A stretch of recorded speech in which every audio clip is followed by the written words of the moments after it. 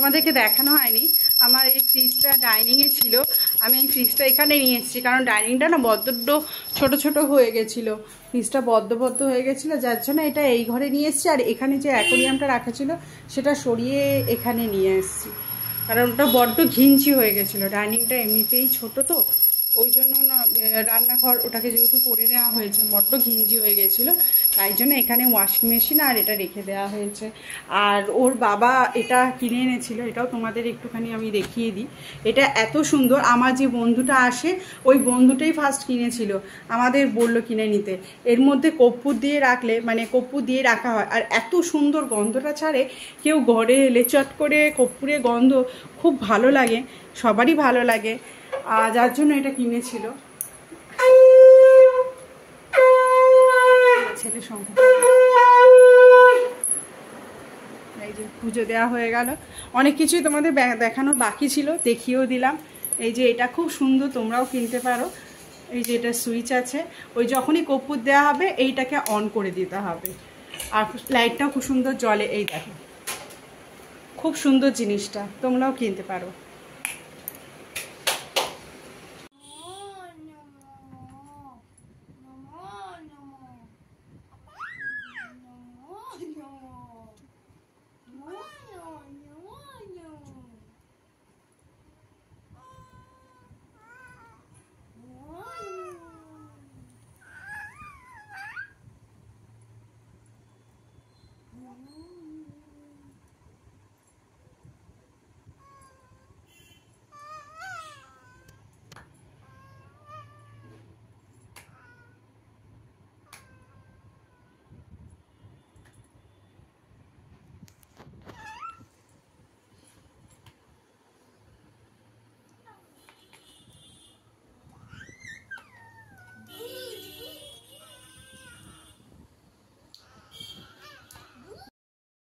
রাত্রিবেলা good night.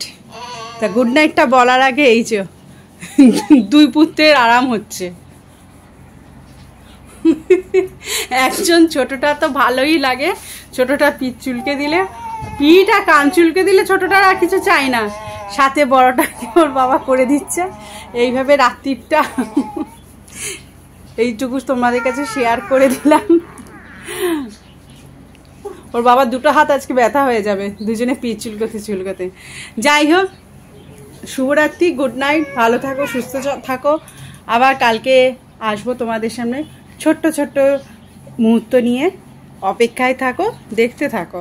আজকের মতো tata tata tata tata tata বাবা, দেখতে ভাইটা, টাটা।